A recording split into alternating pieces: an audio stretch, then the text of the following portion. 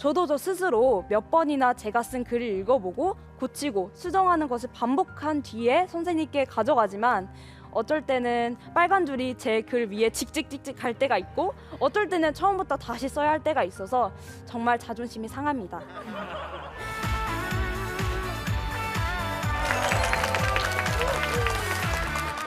안녕하세요. 저는 동탄 기독학교를 다니는 고등학교 2학년 정다혜입니다.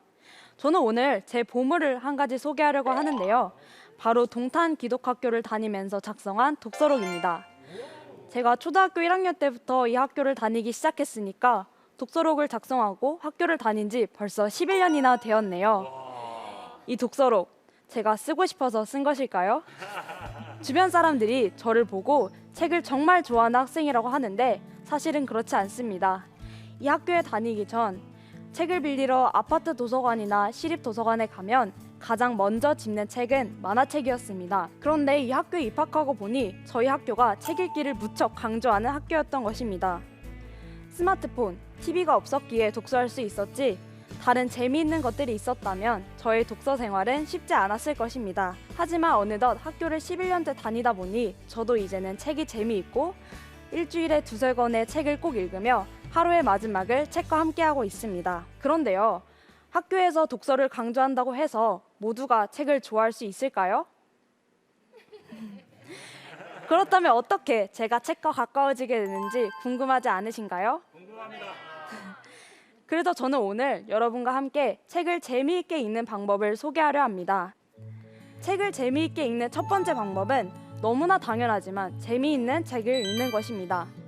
사람들은 책을 읽으면 권장도서 혹은 인문 고전에 도전하거나 부모님이 추천하신 좋은 책을 읽으려 합니다.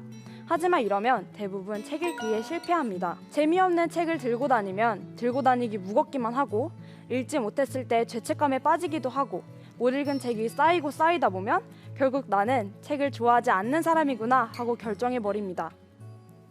저희 학교에 오면 우선 재미있는 책을 읽게 해줍니다. 저도 그래서 책이 재미있다는 것을 알게 되었습니다.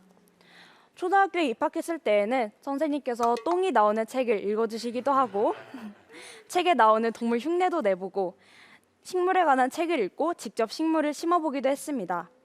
저는 무조건 재미있는 책을 읽었습니다. 초등학교 고학년을 지나 중학교, 고등학교가 돼서도 언제나 책 읽기의 중심은 재미였습니다. 최근에 제가 읽은 책 중에 가장 재미있었던 책은 알베르 카미의 페스트라는 책입니다. 페스트는 전염병이 퍼진 알제리라는 나라를 중심으로 한 소설인데요. 저는 이 책을 읽고 나서 이 책의 배경이 제가 지금 현재 속한 코로나와 매우 비슷하다는 생각이 들어서 공감하면서 읽었습니다. 또 이 책의 주인공들이 페스트라는 그 상황을 이겨내기 위해 다 같이 협동해서 노력하는 모습을 보고 저도 이렇게 코로나라는 상황 안에서 사람들과 협동하며 코로나를 이겨내야겠다라는 생각을 하게 되었습니다. 재미와 흥미로 시작된 책 읽기가 시간이 점점 지나면서 자연스럽게 난이도가 올라간 책 읽기가 되었습니다. 두 번째로 책을 재미있게 읽는 방법은 수다를 떠는 것입니다. 학교에서 매주 두세 권의 책을 읽고 또 독서 감상문을 쓰다 보니 학생들 사이에서 어떤 책이 재미있고 또 좋은지 정보를 공유하는 것이 중요해졌습니다. 단순하게 책 소개하는 것뿐만 아니라 책 추천도 잘해야 합니다. 제가 좋은 책을 읽고 그 책에 대해 제 친구와 수다를 떨고 싶으면 제 친구에게 가서 제가 읽고 싶은 책을 강력히 추천합니다. 그래서 저는 월요일에 가서 친구에게 그 책을 추천하고 친구가 그 책을 읽어왔을 때 책 수다를 시작합니다. 줄거리는 물론 인물과 반전 스토리까지 다른 분들이 월요일에 주말 드라마에 대해 이야기하시는 것처럼 저희는 책으로 수다를 떱니다. 학교에서는 공식적으로 책을 가지고 수다를 떠는 시간이 있습니다. 바로 슬로우 리딩이라는 시간입니다. 슬로우 리딩은 한 학기 동안 한 권의 책을 읽는 시간입니다. 지난 학기 저희는 빅토르 위고의 레미제라블이라는 책을 읽었습니다. 저희도 처음에 책의 분량을 보고 기겁했습니다. 레미제라블은 무려 2,500페이지나 되는 장편 소설입니다. 분량도 대단하지만 그 배경 설명이 어마어마합니다. 워털루 전투에 대한 이야기만 100조, 범죄단체에 대한 이야기만 100조, 수도원에 대한 이야기만 100조, 지하수도에 대한 이야기만 100쪽 든 그야말로 상상할 수 없는 분량이었습니다. 하지만 제가 이 책을 완독할 수 있었던 것은 저희 친구들 모두 함께 읽었기 때문입니다.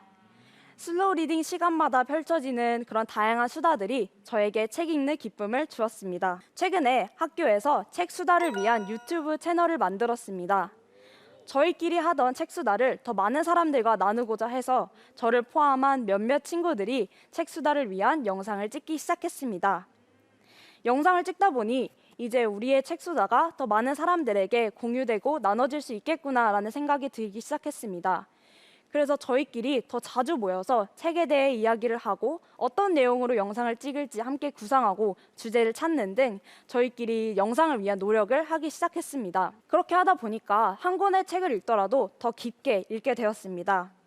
혹시 저희의 수다가 궁금하시면 동탄 기독학교의 도서관인 쉐마 작은 도서관을 유튜브에 검색하시면 함께 수다를 떠실 수 있습니다. 좋아요와 구독도 꼭 부탁드립니다. 세 번째로는 상금을 노리는 것입니다. 교내에는 다양한 독서 감상문 대회가 있고 대외적으로도 다양한 독서 감상문 대회가 있습니다. 또 이 수상작들에게는 상금을 줍니다.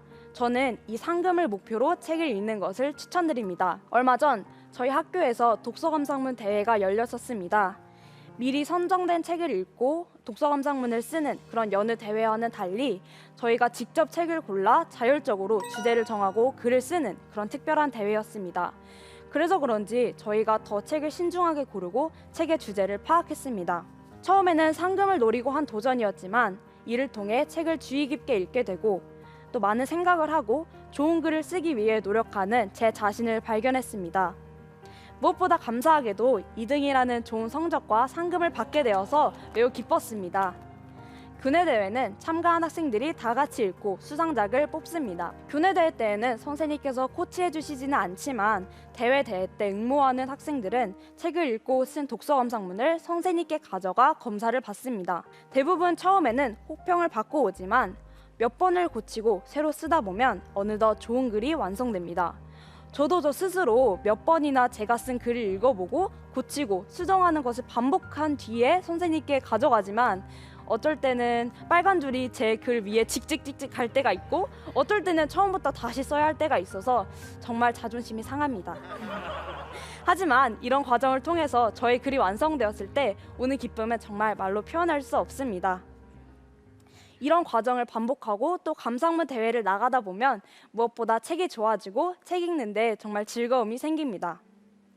책을 읽으면서 제가 하나님께 가장 감사한 것은 성경을 읽는 저의 눈이 달라진다는 것입니다. 전에는 성경을 소리로만 읽고 또 글로만 파악하는 경우가 많았는데 이제는 한 줄 한 줄 그것을 읽고 하나님의 마음과 사람들의 마음을 알아가고 있습니다. 제가 바울의 고린도후서를 읽으면서 나의 약점이 자랑이 된다라는 부분을 읽고 전에는 어떻게 나의 약점이 다른 사람들에게 자랑이 될 수 있을까라는 생각을 했었는데 책을 읽고 또 성경을 읽는 눈이 깊어지다 보니까 나의 약점이 그리스도와 함께함으로써 완벽해지는구나. 그래서 이것들이 나의 강점이 될 수 있고 또 나의 약점을 자랑하는 것이 하나님의 역사하심을 자랑하는 것이구나라는 것을 깨달았습니다. 혹시 책 읽기가 두려우신 분이 계신가요? 절대 포기하지 마세요. 아직 여러분의 인생책을 만나지 못해서 그렇습니다. 코로나로 인해 지친 요즘 재미있는 책 읽기를 시작해보는 거 어떨까요? 여러분도 훌륭한 독서왕이 되실 수 있습니다. 감사합니다.